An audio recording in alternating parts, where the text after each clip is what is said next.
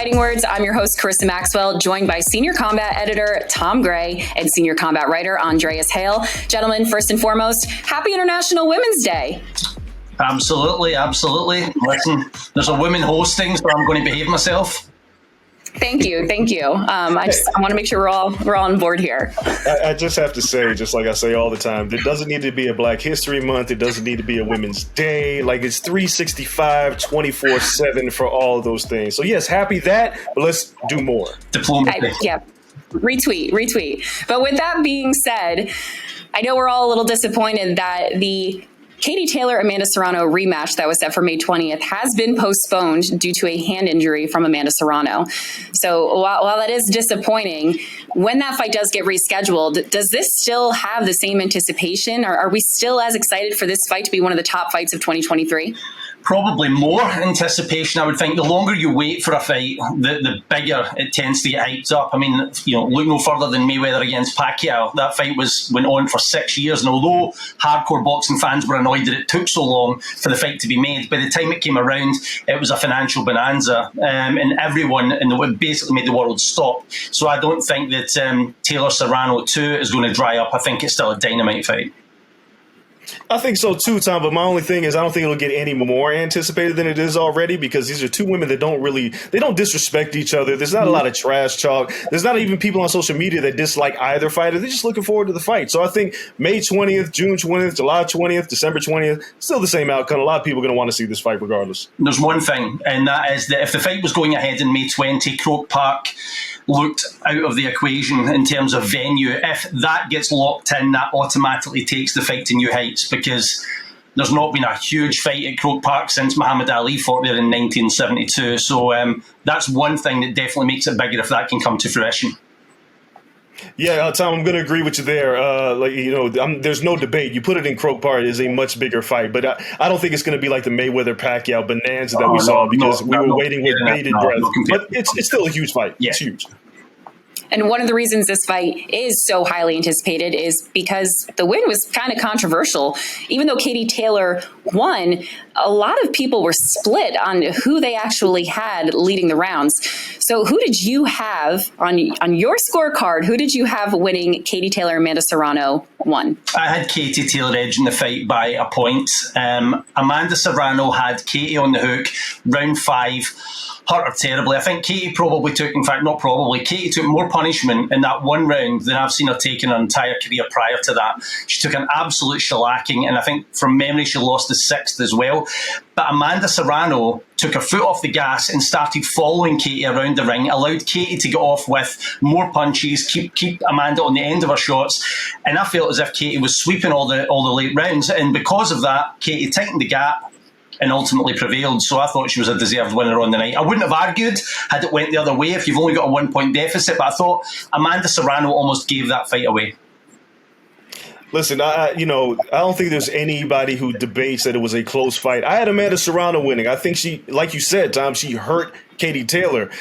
Did she take her foot off the gas? Yeah, but I feel like there were enough close rounds that if a judge saw it the other way in any of those late rounds, Amanda would have won the fight. It's her own fault, kind of like Oscar De La Hoya, Tito Trinidad, where you take your foot off the gas when you have the guy against the ropes or the girl against the ropes.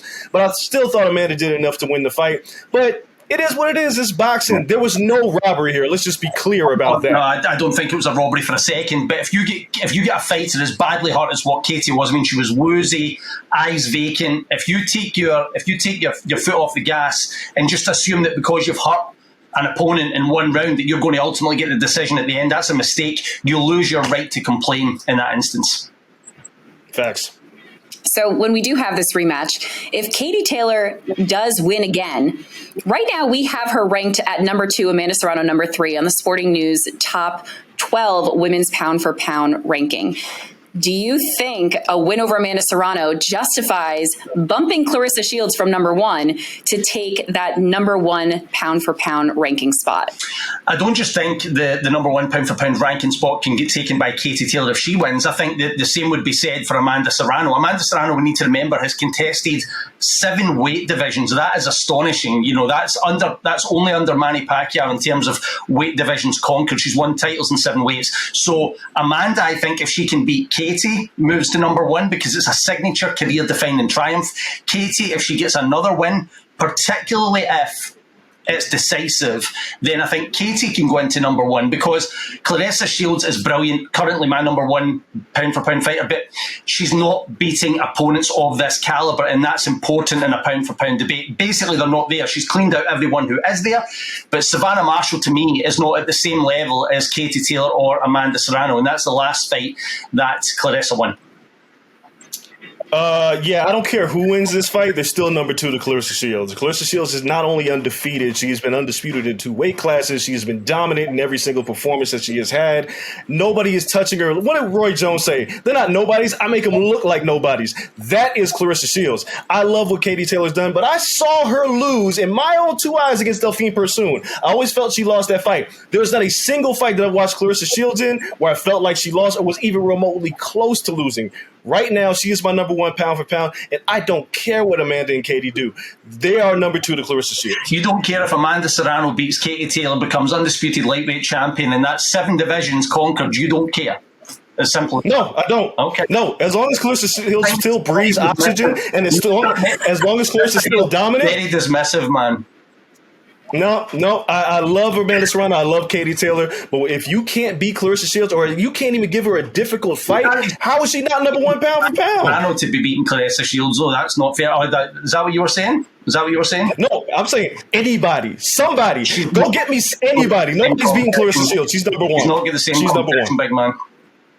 Yeah, she doesn't have it, but again, she's undisputed 2 way. What you want the woman to do? There's nothing else she could do. I love Amanda and Katie. I think they're incredible. But if Amanda wins, the fact remains she lost to Katie. They're splitting the baby. Yeah. They have to fight a 3rd fight in order to get past Claressa. That's a clear statement if she avenges that.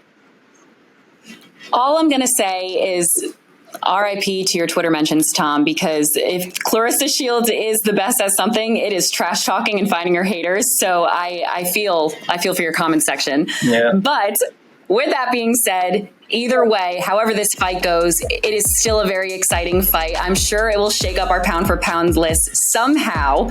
Will Claressa Shields get knocked? I don't know. We need a consensus vote there. But we look forward to having that fight rescheduled. We'll be covering it on Sporting News. For Fighting Words, I'm your host, Krista Maxwell. For Andreas Hale and Tom Gray, this has been Fighting Words, and we will see you next week.